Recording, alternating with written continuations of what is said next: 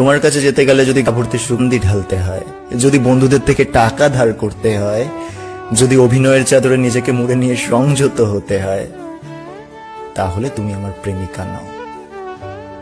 তোমার কাছে যদি ক্ষণে ক্ষণে ভালোবাসার প্রমাণ দিতে হয়, ফোনের মধ্যে ভালোবাসি ভালোবাসি বলে যেতে হয়, তোমাকে খুশি করার জন্য দামি দামি উপহারের উপঢৌকন তোমার ঠিকানায় পাঠিয়ে দিতে হয়, তাহলেও তুমি আমার প্রেমিকা নও। তোমার হাই ক্লাস বান্ধবীর প্রতিষ্ঠিত মনের মানুষের মতন তোমার জন্মদিনেও যদি তোমার জেদ বসে হীরের আংটি তোমার অনামিকায় গলিয়ে দিতে হয়, তাহলে কি তুমি আমার প্রেমিকা? না, তাহলেও তুমি আমার প্রেমিকা নও। ধরো তোমার সাথে দেখা করতে গেলাম, সুগন্ধির বদলে আমার শরীর থেকে উগ্র ক্লান্তি মেশানো ঘামের গন্ধ বেরিয়ে আসছে।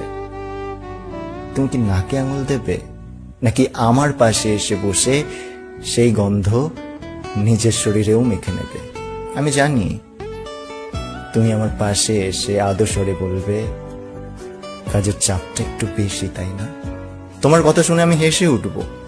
তারপর স্টেশনের কোনো চায়ের দোকান থেকে আমরা দুজন চা খেয়ে নেব। মাসের শেষ বলে চায়ের দামটা তুমিই মেটাবে। আমার বুক পকেটে গুজে দেবে অটো ভাড়ার 10 টাকা। আমাদের দুজনের খুনসুটি দেখে হয়তো বেশ কিছু বয়স্ক লোক তাচ্ছিল্য করবে। তুমি তাদের চমকে দিতে শক্ত করে আমার হাতটা ধরে নেবে। আর আমি নিজের হাসি থামিয়ে নিজের শরীরে ব্যক্তিত্ব ফলানোর চেষ্টা করব। এমন সময় তুমি কানের কাছে এসে বলবে, এবার হয়েছি আপনার প্রেমিকা।